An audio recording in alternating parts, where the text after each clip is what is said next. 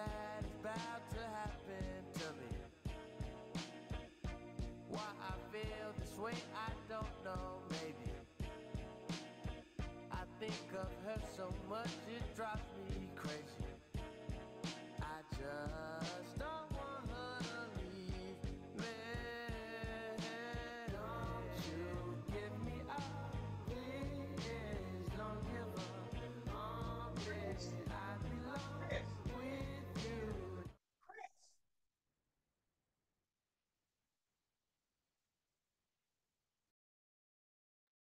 Hello, Pacific Northwest Key Clubbers and Advisors. I'm so glad that you're able to join us here today for our special event. I'd like to personally welcome you to our Club Maxing 101 with the MGRC webinar hosted by the PNW Membership Growth and Reactivation Committee, MGRC. We're excited to have you here with us today. Before we dive into our webinar content, we would like to introduce ourselves to you all. My name is Robert Vo. I am this year's chair for the Membership Growth and Reactivation Committee. I also serve as the Lieutenant Governor of Division 62 of the Greater Portland area. I can now hand it over to the committee to introduce themselves. Hi everyone, my name is Elise McCracken and I am the MGRC Secretary and Lieutenant Governor of Division 48, which is the Panhandle, Idaho area. Hello, everyone. My name is May Ramak. I'm the Executive Liaison of MGRC and the District Secretary of Pacific Northwest Key Club, and I'm from Division 38, which is located in Olympia, Washington. Hi, everyone. My name is Jeffrey Basilio. I serve as the District Treasurer for PNW Key Club, and I'm from Division 32, which is located in the Greater Renton-Kent area. Hey everyone, my name is Bonnie. I'm the Lieutenant Governor for Division 13, 15, 17, which is the Greater Vancouver area in BC, Canada. Hi, my name is Noah Kumakosa. I'm your Lieutenant Governor for Division 2224, and my area is about down at Everett, and I'm like somewhere close to Arlington. I'm Claire Koppel of Division 56, Idaho, near like Pullman, Lewiston area. Hello, everyone. My name is Diego Contreras. I am the Lieutenant Governor of Division 45, which is in the Vancouver, Washington area. Hello, everyone. My name is Jackson Yamada, and I'm Lieutenant Governor of Division 74, which is the Lane County, Oregon area. And finally, we have the Lieutenant Governor of Division 50, Francis Zhu. Now that you know who serves on the MGRC committee, let's hear from you. Please type your name, division, and location in the chat.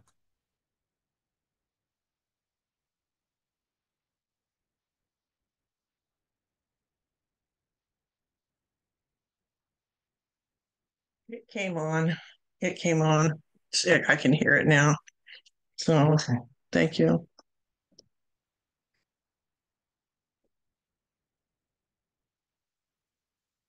Oh, I see we have some people from Hillsborough and Beaverton. We have Patty from Vancouver, Washington, Tina from Division 66. Oh, someone from Division 21. Oh, we have Isabella from Division 70, the Woodburn area. Oh, we have someone from Division 32, another person from Division 26 in the Seattle, Washington area.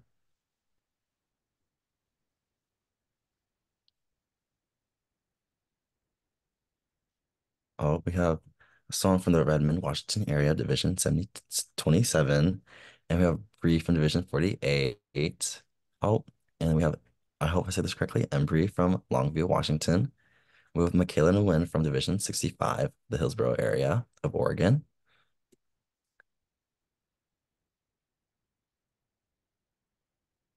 Seems like we have a wide variety of people here with us in the webinar today. We have Ray from the Vancouver, Canada, Division 13, 15, 17.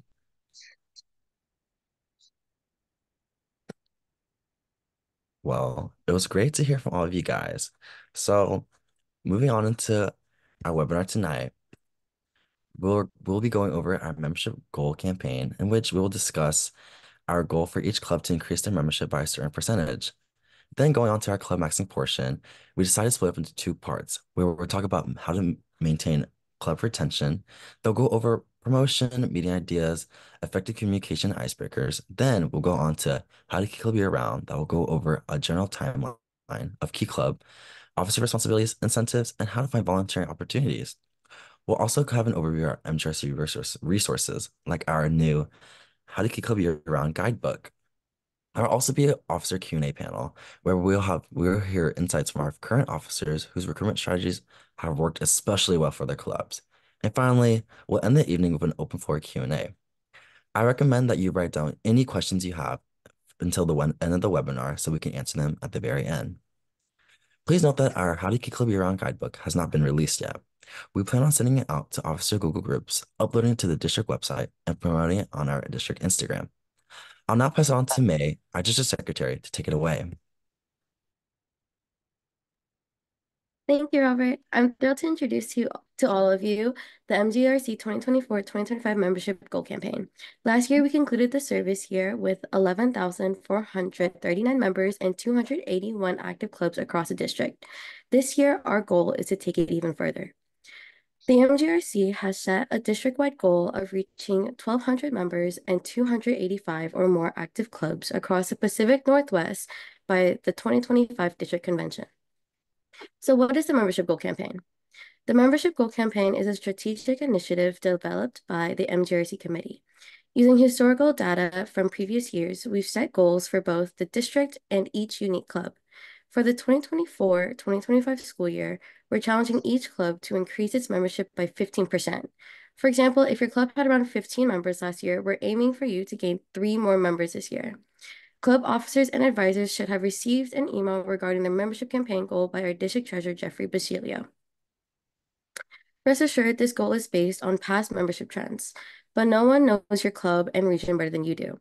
If you feel a different goal would be more realistic or aligned with your club situation, we encourage you to reach out to our MGRC chair, Robert Vo, at membership@pnwkeyclub.org to discuss an alternative.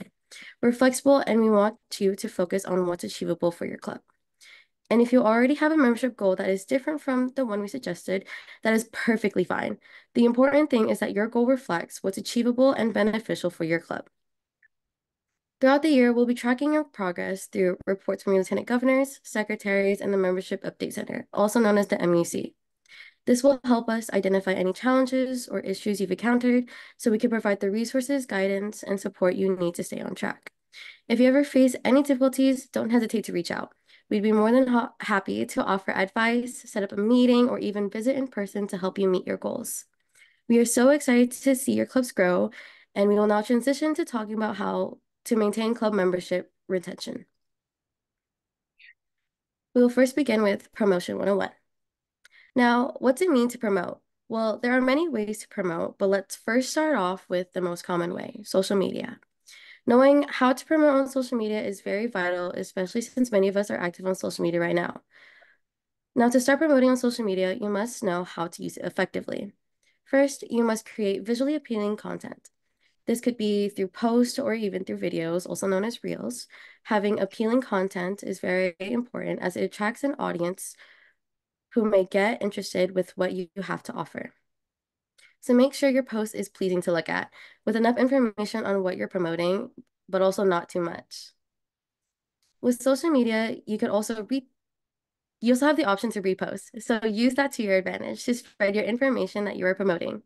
Know your audience, so ask yourself where can you spread your information the most. Lastly, make sure to take pictures of what your club does so you have a way of showing on social media what fun activities your club does. You can also promote your club's activities at different school events. For example, freshman orientation is a good place to promote to the incoming freshmen, as some of them are looking forward to doing some extracurricular activities after school. Now, if you don't have a freshman orientation night at your school, you have other options like school morning announcements. Developing a quick short paragraph for the school to announce about Key Club can go a long way. Make sure to have important information available like where, when, what time, and days you meet for Key Club. Other options include placing posters around your school's campus, which can be made digitally using Canva. In addition, you can use personal invitations to invite your friends and peers to come to a meeting for one day and see if they are interested. Hosting a Bring a Buddy Day for one of your Key Club meetings can be a great recruitment strategy. Thank you all for listening, and hopefully I tackled some ways you can promote your club. And now I will now pass it off to Elise to talk about meeting ideas. Thank you, May. Tonight I'm going to be talking about a couple of things that you can do during your meetings to make them interesting and engaging for your members. Let's get started. Typically, your meeting should follow the format that is shown. Most clubs choose to start their meetings with an icebreaker. This can include would you rathers, Kahoots, trivias, and much more. You'll be hearing about that later tonight. Next, it is good to provide your members with a brief overview of any recent events. This gets them interested in what happens at service events, and they will most likely want to go to the next one. Be sure to include photos as well. Of course, you're going to want to go over your upcoming events. Although most clubs post their signups online through Google Classroom, it's helpful to pass around a sheet of paper. When members see other people signing up, it pushes them to do the same. Important information can be upcoming divisional events such as service events or election rallies. It can also be district events and dates such as Key Club Days, district convention, dues deadlines, etc. Finally, wrap up your meeting with any additional reminders that are relevant to your club. This can be birthdays, upcoming events, or the next meeting. After this, the president will ring the bell that we all know and love, and the meeting will be adjourned. Sticking to this agenda is merely a suggestion. I highly recommend that you add other incentives to your meetings. Having the same meeting each week gets very boring very quickly. Doing service projects during your meetings is a great way for student athletes to get hours. Consider tying blankets, crafting, doing a school trash cleanup, or writing kindness cards to teachers. Having a small celebration can also be a lot of fun. You can celebrate your first meeting, your last meeting, holidays, new officers, retiring officers, or the success of a recent service project. A great way to keep the price down is to have each member bring a treat to share. More often than not, members will have the key to their community in their own hands. Many members have connections with someone and can easily reach out to them to find a volunteer opportunity. Be sure to ask them to see what they can do. I hope you all found this guide useful. I will now hand it off to Bonnie Lee, Lieutenant Governor from 13-15-17, to take it away. Thank you so much, Elise. So, everyone, as a Key Club officer, I'm sure you all have met situations where you struggle with communication or find communication really helpful. So, here are some tips for communicating with your clubs and the rest of your division. Firstly, as a club officer, you'll be working with a variety of people, each with their own communication styles and preferences. So to ensure effective collaboration, it's super important to understand the type of person you're working with and adjust your approach accordingly. For instance, some people might need more frequent reminders, while others may prefer setting goals regularly. Perhaps calling them instead of texting might lead to a more effective conversation, and the key here is flexibility, right? Learn to adopt your communication to meet the needs of each individual. So now let's talk about how to conduct cohesive, professional, and persuasive conversations. Communication is most effective when you have a very clear structure. So here are some guidelines to keep in mind. The first is to establish a main objective. What is the goal? What are you trying to convey? What are you trying to make your members feel or try to get them to do something? Second is to determine the essential points. How will you get there? What do you need to do in order to meet your objective? And lastly, it's to use facts and not generalities and customize your content for your audience.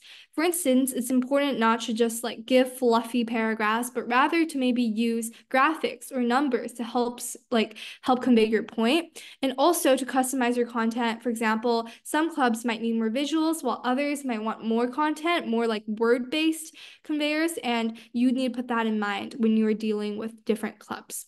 So clear communication also depends on both your content and your visuals, especially in presentations. So how you present, how fast you talk, your tone is also really important. The last tip is to engage your audience every 5 to 7 minutes through questions or discussions to maintain focus. So your slideshow should also highlight key points and not serve as a transcript. Try to use minimal text and plenty of visuals like charts and images. And a tip that we have here is the 6x6 rule, which basically says you should have no more than 6 lines per slide with 6 words per line, and ensure that texts are large enough to read easily. So now that we've tackled some ways you can enhance your communication, I'll be passing it on to Diego to talk about some icebreakers you can use in your clubs. Thank you, Bonnie. The next segment of the webinar will focus on effective icebreaker activities. Building a strong sense of community within your club is essential. However, it is uncommon to encounter students who may be shy or hesitant to speak. One effective way to help these individuals feel more comfortable and foster a sense of belonging is through the use of icebreakers. There are various strategies for facilitating these activities, some of which are outlined below. When planning icebreakers, it is crucial to consider the size of your group. For smaller groups, activities like two truths and a lie or telephone can be both engaging and manageable, allowing for multiple rounds without consuming too much time. For larger groups, I recommend icebreakers such as this or that or speed mingling, which are inclusive and allow for multiple rounds in a more effective manner. These activities help ensure that all participants are actively involved, contributing to a cohesive and connected community. I will be handing it over to Robert to talk about Key Club timeline. Thank you so much, Diego. So we're gonna be going on to our How to Key Club year-round segment, and I'm gonna start off by talking about the Key Club timeline. And I like to think of it like the four seasons. So right now we're in recruitment season, the months of September, October, and November. In September, the focus is on recruiting freshmen, which should be your primary audience. After Key Club Day North, participation in freshman orientation and your school's club fair is crucial. Before the fair, hold a meeting with returning members to prepare them for the year ahead and discuss any incentives like a discounted membership. Following the fair, conduct your first meeting with your new recruits and consider applying to the Pacific Northwest Opportunities Fund, PNWA. The application is open right now through October 31st. During October, Key Club's International's Trick or Treat UNICEF takes place, providing us a great opportunity to organize a Halloween-themed service project to boost club spirit. This is also a time to promote the district convention, DCON, and collect dues by October 25th to meet the early bird due deadline by November 1st. In November, embrace the giving season by organizing service projects like volunteering at nursing homes and soup kitchens, especially during Key Club Week to engage members. This is also the time to hold a decon interest meeting to determine attendance and club finances. It's essential to collect dues by November 23rd as the December 1st deadline approaches for regular dues. This is so your school and you will be able to get a check in time to pay the dues to mail it off. In December, the focus shifts to paying dues and preparing for election season. Considering having holiday-related events, service events such as toy drives and gift wrapping, and also support the district project, the Seed Initiative. Fundraising for decon and general club operations should take priority, and ensure members have volunteering opportunities during winter break since they do have the extra time.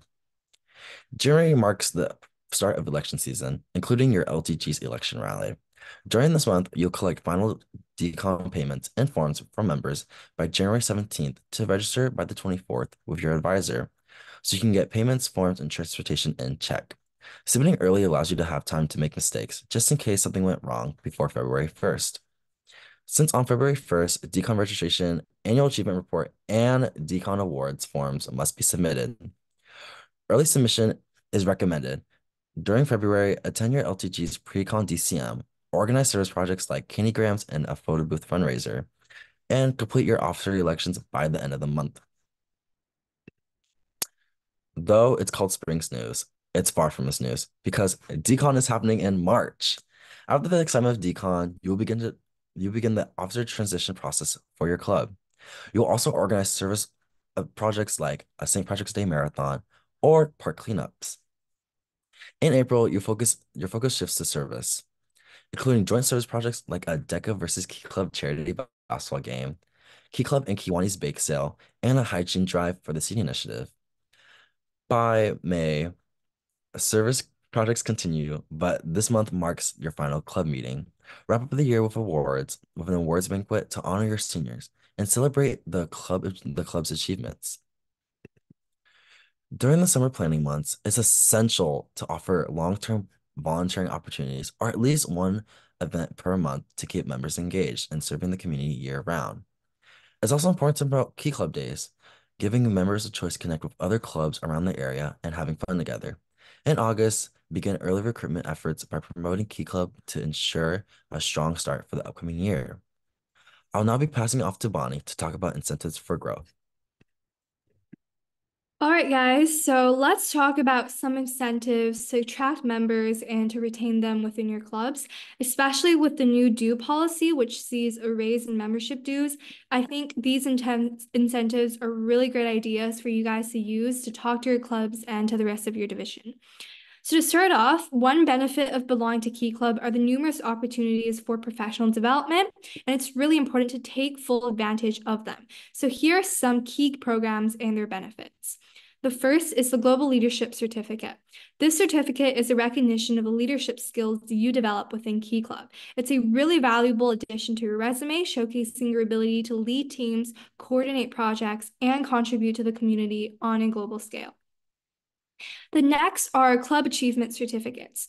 So these certificates highlight your club members and yourselves' accomplishment within your clubs, whether it's completing specific service goals, taking out leadership roles, or collaborating on major projects. They can reflect on your commitment and achievements, making them really essential for college applications and job prospects. And we would recommend that maybe within your division with your AA or your LTG, come up with these club certificates that you can hand out, or you can make them yourselves with your fellow executive team. Next are service hours. So accumulating service hours through Key Club is not just about volunteering, but it's more so a reflection of your dedication to making a tangible difference in the community.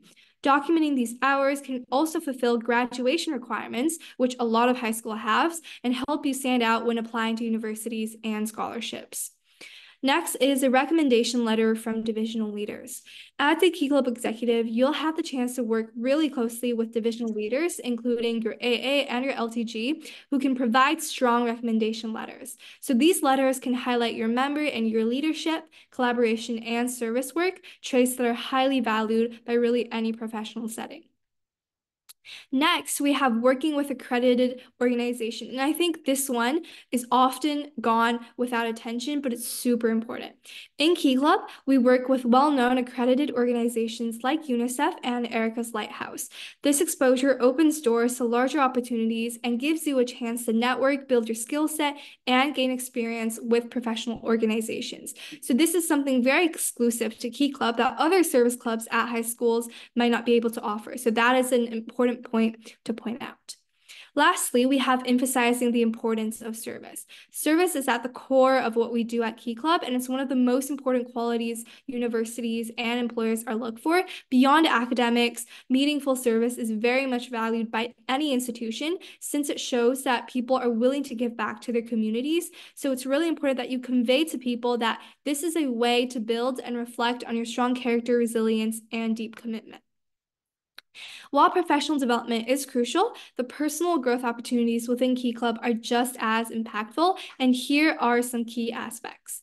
Firstly is the leadership and service skills. Being part of Key Club allows members to develop key leadership and service skills within a well-structured and organized environment. From leading meetings to organizing service projects, these experiences will inevitably help people grow into more confident and capable leaders.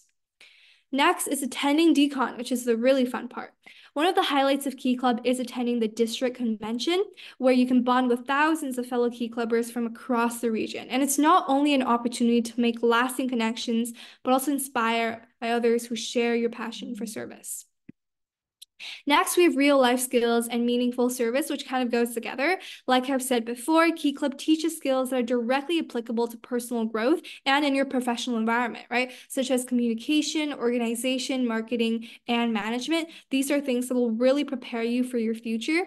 And the meaningful service you do with organizations like Erica's Lighthouse or UNICEF will enable you to make real change on a larger scale, which again, many other service clubs, if not all of them, are not able to provide. So this level of impact is really unique to Key Club. With incentives gone out of the way, I would like our next speaker to share about finding volunteer opportunities and our MGRC resources. Hello. So the next speaker is me. Just to reintroduce myself, my name is Jeffrey Basilio. I serve as the district treasurer. Now, let's talk about how to find some volunteer opportunities within your area. So, firstly, nonprofit and community organizations are great ways for helping out some local places that need it. Volunteering through a nonprofit or a community organization is a great way to give back to the community, and they already have prearranged stuff that they need help with. So, that's a plus. These can include places like food banks, soup kitchens, animal shelters, nursing homes, and many more within your local community. All you have to do is look up some local places in your area. Without volunteers in these organizations, they wouldn't be able to function or not function as well as they could. So most of these organizations depend on volunteers and are so grateful to have people come and volunteer for their organizations. Now, some other options are some school events. You can volunteer at your school to help do maybe a school day cleanup, set up for events that may be taking place, such as homecoming, and help out with school sports. School sports go on almost every year, and sometimes they need people to run concessions. So that is another great way to get involved with your local community and get some hours in. Now, another way to find volunteer opportunities is to be partnering with your Kiwanis club and specifically Kiwanis members within your community. Most of the Kiwanians have done this for a long time and bring a wealth of experience when it comes to community service. So getting into contact with your Kiwanis members can be very beneficial. It'll be most likely that they'll already have opportunities planned out that they want to do during the year. So if you believe that your Kiwanis may need help, or if you need help rather reaching out to your Kiwanis, I would start by reaching out to your LTG, your lieutenant governor, to see if they have some form of contact information for you so that you can easily reach out to them. Or as another resource, you can use the Kiwanis Family Directory, which can be found on the PNW Key Club website to find your local Kiwanis club. Now I'll be moving on to going over the membership growth and reactivation resources that we provide for you guys. Introducing our brand new How to Key Club Year-Round Guidebook.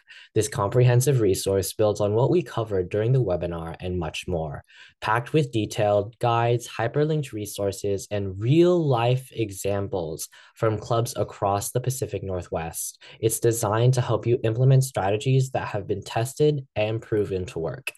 Inside, you'll find meeting kits, icebreakers, and everything you need to make your club a success this school year. There are some valuable resources for club officers as well, including the Pacific Northwest Directory of fundraising ideas and tips, recruitment flyers, and the editor's toolkit. Plus, we've included a dedicated section for advisors to offer guidance for those who may need help navigating their faculty advisor role. The How to Key Club Year-Round Guidebook will be available in early November, so keep an eye out on both the Instagram page and your Lieutenant Governor's newsletter for updates. Next, we have our MGRC link tree. Our MGRC link tree provides quick access to a variety of resources, including guides on reactivating and chartering clubs, customizable recruitment flyers, and much more.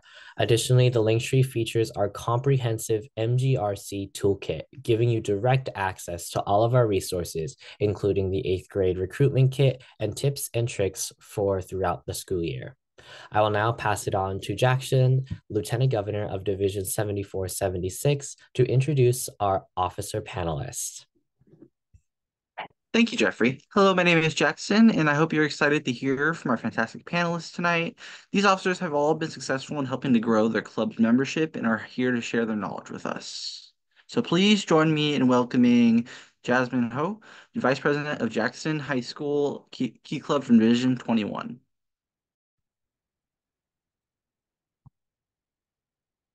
Hi everyone, my name is Jasmine Ho. I'm from Henry M. Jackson High School in Mill Creek, Washington. We're a part of D21 and I use she, her pronouns. So a little bit about my relationship with Key Club.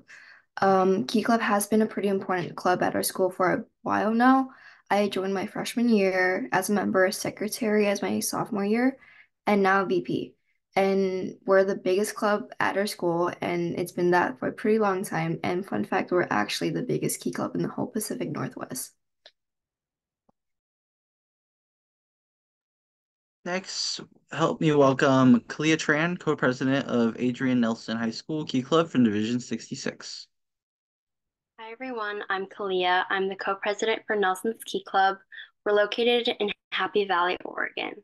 I initially joined Key Club when I was a freshman with the intention of meeting new people and just connecting with my peers. But now that I'm heading into my senior year, I'm really grateful for the opportunities Key Club has given me to lead and serve alongside my peers. And a little background on our club. Our club reached its highest amount of members this past spring with 165 members. And last but not least, we have Kira Tolan from president of Hermiston School Key Club from Division 80. Hello, my name is Kira. I go by she, her pronouns, and my home club is Hermiston Key Club, which is a part of Division 80. It's in Eastern Oregon, about 3 hours east from Portland. I joined Key Club in my sophomore year thanks to my best friend who encouraged me to come to one of the meetings. Over the course of my first year, I met people who I'm still close friends with today and was able to put myself out there by spontaneously running for vice president. So my junior year, I spent my time being vice president. And after I attended DCON 2024, that really boosted my motivation and my eagerness to do more with the club. And then now that I'm in my senior year, I'm president now, and I'm looking forward to DCON 2025 and also meeting all of the goals that I have for this year. All right, next we will have them answer questions in the order they were introduced in. If you have any more questions for them, please wait until our open floor Q&A after the panel concludes. The first question for our panelists is, how can I prevent club meetings from feeling repetitive? And what is something unique we could apply to our meetings? So for Jackson, we only have one general meeting each month for the whole club. And of course, just like other split up meetings for our committees like spirit, leadership, decoration, and service. So those are on their own. But for one big general meeting with the whole club, we only have one. We usually want it to be on the same Wednesday of each month so they're consistent and not too far or short apart from each other. And to prevent it from feeling repetitive, we also have themes implemented throughout the months. So for like Halloween, like October, we have a Halloween theme. For December, we have like a Christmas theme. And for February, we might have like a Valentine's theme. And one of the most important things we do is that we base our energizers off of the theme each month. So for like last February's meeting, we had like a speed dating show where people got to know each other, but it was also fun because everyone was like indulged in like the theme. And it gets people like pretty hype, which is great. And I say that the general theme is the most important in making meetings not repetitive. Yeah, I agree with Jasmine. We do try and have slideshows that match our themes, and we include games, especially at the beginning of the year, which include things like Key Club 101 and Jeopardy and getting to know your officers, like kind of like trivia games. But we also include some fun random questions to keep everyone involved. But something to prevent repetitiveness is we show photos from previous events that like either just happened the week before or the day before or something. And then we also recognize MVPs, so members who really stood out to us for going above and beyond, either for a specific event or over the course of the month. So that's like something that's different at each meeting.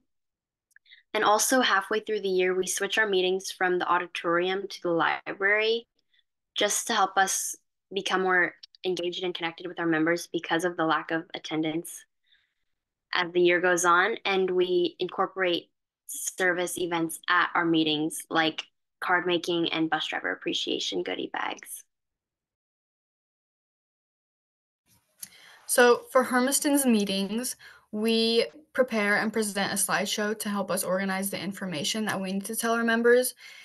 And this slideshow always has a theme related to either an upcoming holiday, a national day, a season, or really anything that looks visually appealing and interesting for our members. We also try our best to make everybody comfortable with each other and not make the environment too professional.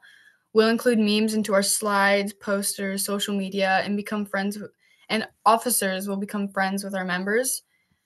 I don't think there's a single member that doesn't know or isn't friends with another member because we try really hard to connect everybody with each other and to make it a safe and positive environment.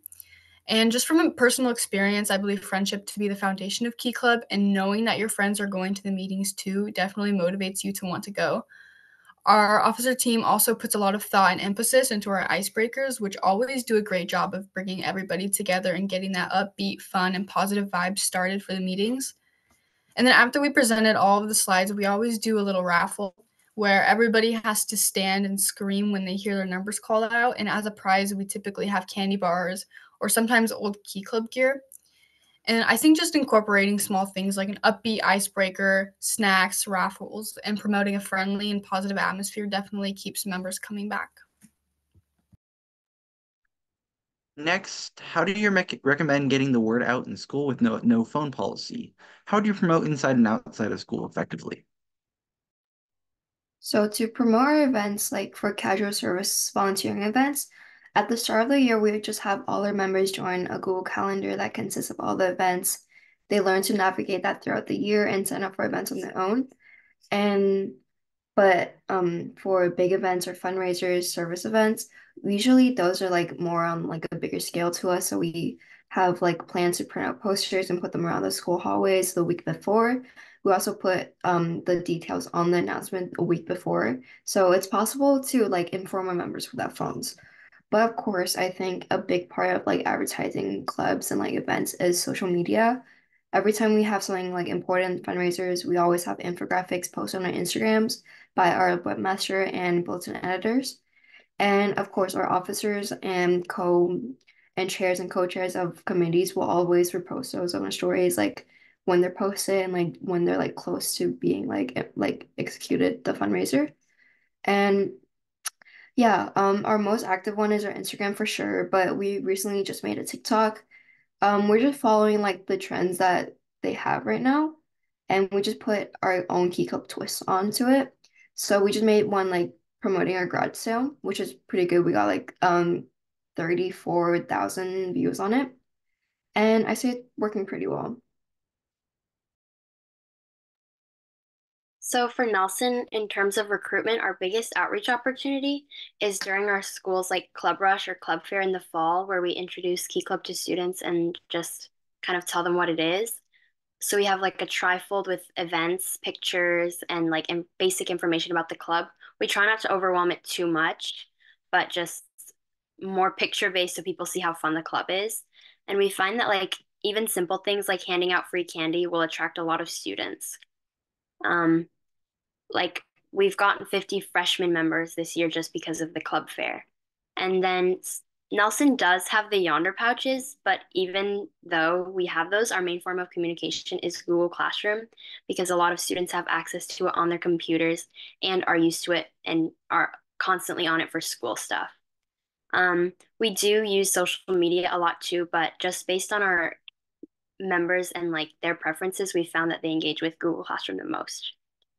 After our meetings, we also send out meeting recaps just as a centralized location for all of the resources that we went over and new events and their signups. And it also helps for people who weren't able to make it to the meetings. As far as like promotion of specific events, during Winter Blitz, our annual service project, we decorate teachers' doors in holiday themes like penguins, snowflakes, trees, and that helps promote our drives that we have around the whole school and just gets the school into a spirit of giving. We also host a Winter Blitz specific Spirit Week, and one of the days includes a Winter Blitz shirt that people purchase for fundraising purposes. And for advertising, we do use our school's mass email system and like have announcements included in their weekly newsletters. So for Hermiston, our school doesn't have a no phone policy, but I will talk about some of the ways we promote our club inside and outside of school. So at the beginning of the year, we definitely take advantage of open house where we set up a small booth with pictures of past events or things that we've done, as well as a pamphlet, what we talk about. And then we also use Instagram mainly, I feel like, where we repost events, we send out reminders for meetings, and we also send out reminders on this app we use it's called Parent Square. It used to be Remind for our school, but we moved it. And we know that everybody at our school has Parent Square, so that is also good of using that in that way. We also take advantage of our school announcements, so they send out some every day, and so we'll make sure that during the week that we have a meeting, we'll have our meeting reminders in the announcements that Monday, Tuesday, and Wednesday. And then we also use Google Classroom to post our slides after a meeting. If members weren't able to attend, they'll still be able to read through the slides and be informed of the events and everything that we have going on. And another important thing we do is we make our posters visually appealing and what people want to see. And so we'll incorporate like memes or bright colors into our posters, and we'll put it all around the school. All right. Final question is how can I keep members engaged the entire year, especially during the spring season? What incentives have been the most effective? So for Jackson, most of our members are the most engaged at the start of the year. I'm sure like most clubs are similar as well. But to keep them engaged throughout the whole year, last year we implemented a leaderboard system into our general meetings. Each month we announce the top 5 people who have the most hours at for their grade. And when they graduate, the top 5 can get a prize they can wear during graduation. This gains them attraction for our general meetings and the competitiveness that they want to know who's the top 5 in the grade is.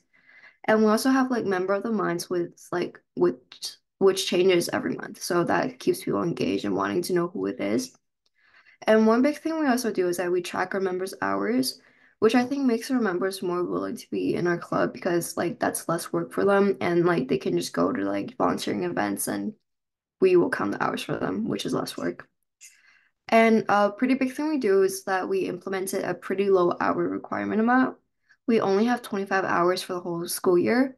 And at the end of it, during the end of May or the start of June, we throw a big banquet for our members and we give out special awards catered to the members we think that helped out the most during the year. And we give out hour certificates to those who hit the 25-hour benchmark. So I think this really motivates people to do more as we pass out free food and we just have a big party to celebrate. And everyone who has over 150 hours by the end of the 4 years of school, we reward them with a cord during their graduation, which is also a big motivator. So I think the more motivators you give the members, the more they're willing to be active and the more they're willing to engage throughout the school year. So at Nelson, again, we do see a pretty big decline in the spring term. And it's especially prevalent because our biggest event is in the wintertime. So after that, everybody kind of just checks out. But to keep our participation up, we collaborate with other clubs within our school, like the Red Cross and Green Team, and support them with their events like blood drives and trash cleanups. And an incentive that's been the most helpful for our club is hosting an end of the year party, which has our yearly tradition of doing bingo. And we have prizes that are giraffe themed based on our division. And we also have free food and cake and ice cream and also other prizes for members who are doing especially well. We also, at our parties, we have pieing Audi members by the INI officers. So the INI officers pie the Audi officers, and a lot of our members really like the pieing. And then during the summer months, we try and also provide a lot of volunteering opportunities for our members. And we try and touch on the social aspect of it because we know a lot of people just like to hang out during the summer and not have to worry too much about school or getting their hours. So we do fundraising in the concerts at various community events that we know that our members are already going to be at. And so if they're there with their friends also helping for Key Club, it's a win-win situation. And like Jasmine said, we also count our hours for them. And if they have 2 active terms, which is 30 hours per term, they get a senior cord when they graduate.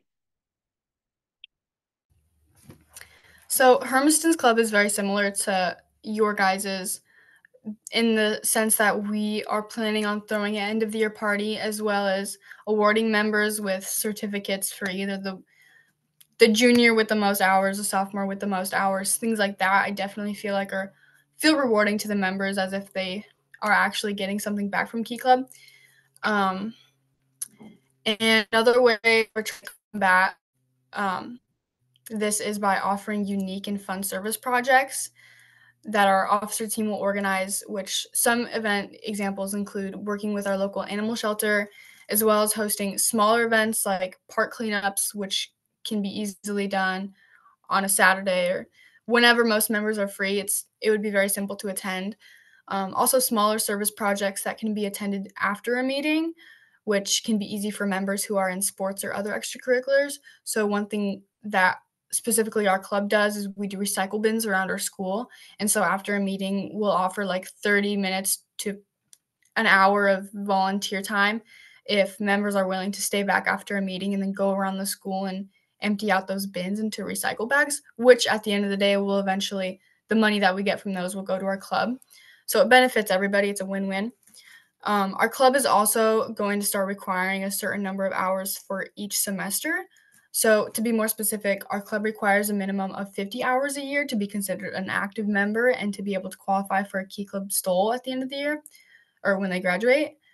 And so we're thinking of implementing 25 volunteer hours per semester so that members will stay to signing up for events in the spring. And yeah.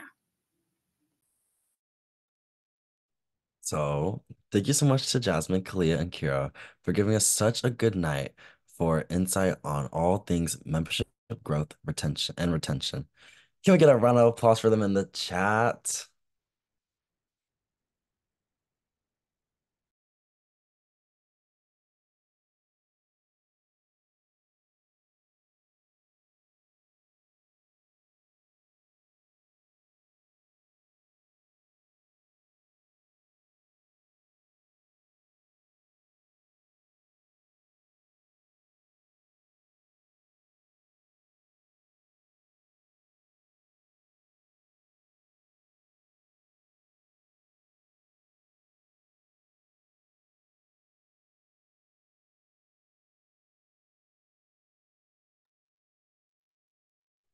To conclude tonight's webinar, we will now move into the open for Q&A.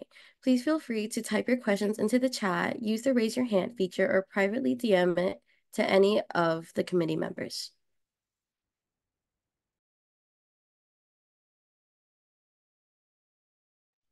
I'm sorry, I don't know how to pronounce your name. So, Samra, I see your hand raised. What's your question? Um, so I know we talked about like the spring season, but I think for our club, it's kind of hard to tackle spring sports and sports in general about how to retain membership because we realize like as the year goes on in winter and spring, especially spring season, people are like more inclined to do other extracurriculars, and it's kind of tricky besides like meticulous planning about like when to have our meeting. So what do you guys suggest to do about that when it comes to maintaining members? Kalia, I think you'd be best answering this question after, since I think you have experienced Clackamas Key Club and like Nelson's Key Club, so I would like to see your insight. Yeah, we do experience like a lot of students, especially with the demographic of our clubs, play spring sports. So we try and have our meetings in the morning because we know practices are always after school, games are always after school. Um, and so we do our meetings in the morning, and like they were mentioning in the webinar, having events at the meetings that can help your members get hours while they're at the meetings and not have to do like double time things. We also provide a lot of opportunities for outside hours, like we find organizations and then post them in our Google Classroom for our members to do, which are a little more flexible in their time framing because they can do them whenever they want and they aren't based on everybody else's schedule. They can do them individually. We do try and find outside hours that are also aligned with our like goals and priorities so that we all are still making a similar impact. Gotcha. Thank you. Okay, then I see a question in the chat, and it says, this is for the MRGC committee. So, how do you create a positive club culture that encourages participation? Um, so I would love for Elise to answer this question to see any insight she has.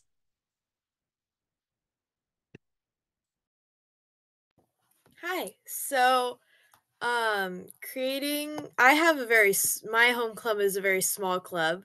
So we get to do a lot of stuff that um is more bonding stuff. I know one of my club presidents, I think she's actually here tonight, does these events during the summer where they do club hangouts once a month, and that helps get new freshmen interested. They do bring a friend, so it gets other people interested. And they just go to the beach and they just hang out for an hour. People bring snacks, and that is great for creating a strong bond with your club. Having a lot, I heard a lot of our panelists say that they have themed meetings. That's a great way to switch it up, make members keep wanting to come back. Um, Also, icebreakers are very important for that. Having icebreakers that encourage people to share about themselves and converse with other people. It's all about having a bond with the other people in the club about a shared love of service.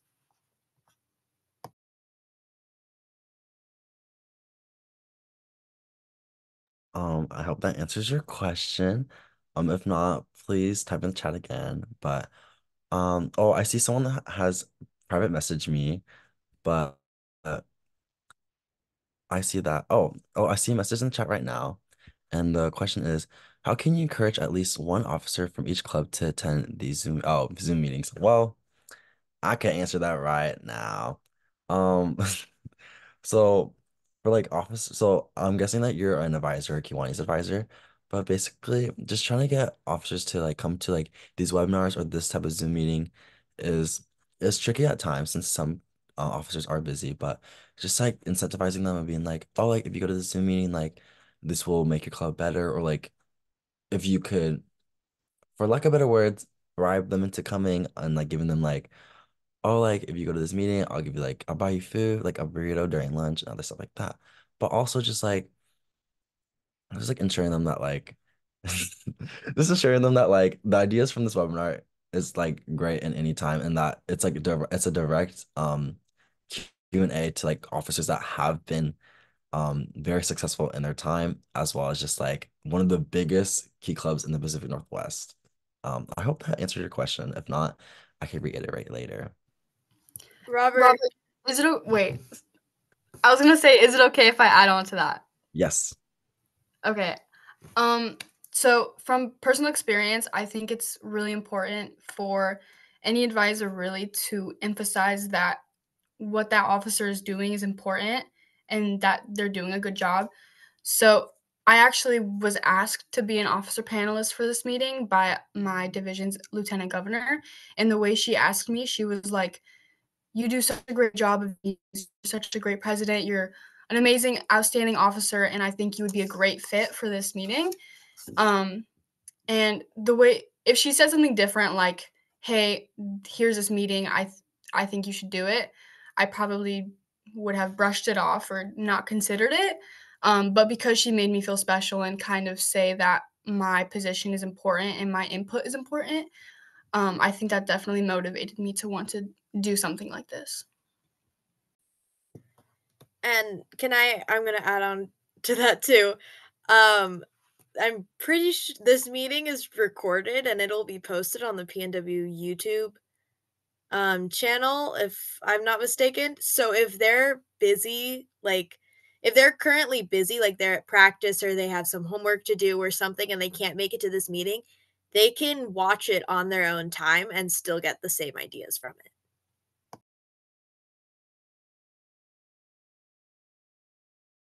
Okay.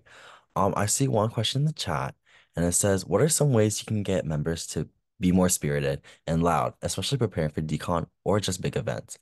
I believe this question would be great for our officer panelist Jasmine from Division 21, if you would like to answer that question. Yes, so at Jackson, we have different committees, one of them being Spirit Committee. And Spirit Committee is just for the sole purpose of learning chants, creating chants, and getting people hyped and spirited for decon. So we encourage large groups of friends to join that committee just for like being loud and like getting the energy out.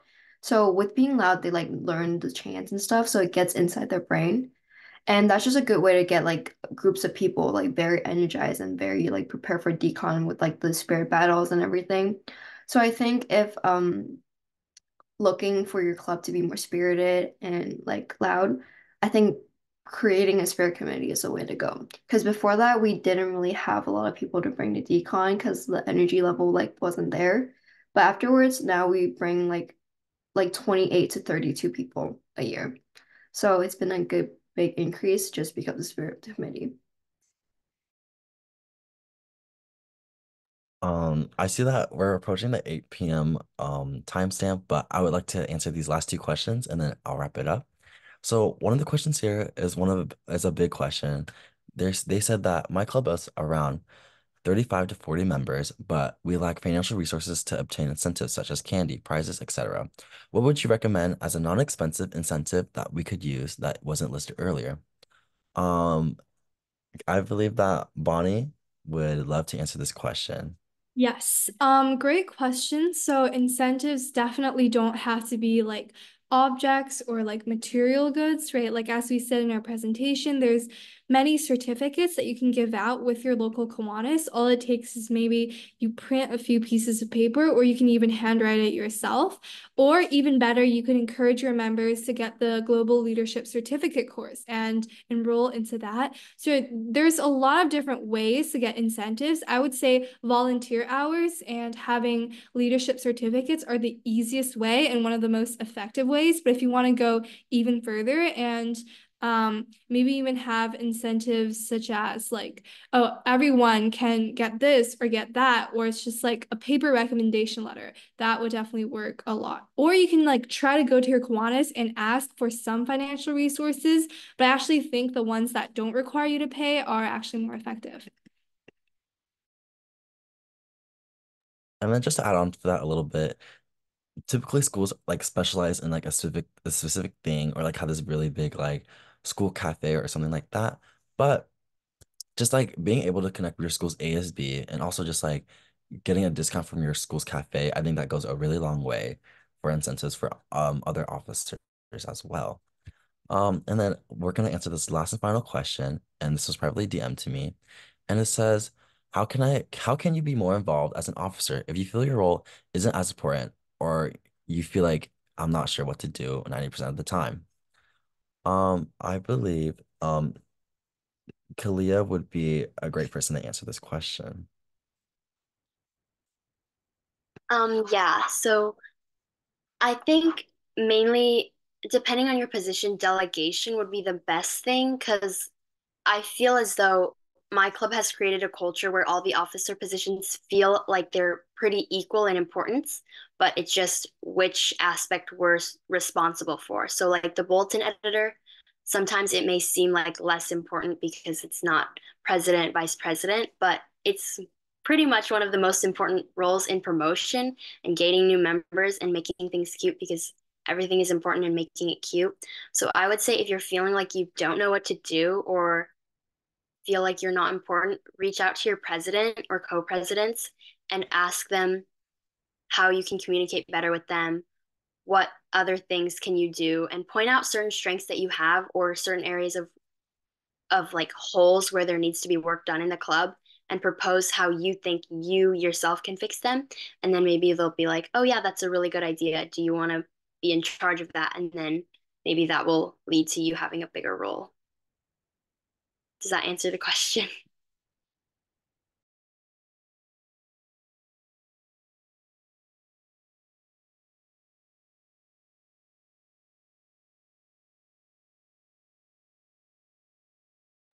Um, so just to wrap it up, since the time is 8:02 right now, if you have any more questions that the MRGC can assist you with, please reach out to me at membership@pnwkclub.org. Remember that the MRGC link tree has resources that you need to make your club successful. If you need to access it, it should be in your LTG's newsletter, the PNW Key Club website, and the PNW Key Club's Instagram account. I'd like to give a huge thanks to our presenters and panelists, and of course, all of you who came tonight and stayed the entire presentation. We would love, we hope that you took something meaningful out of tonight's session. Good night, everyone.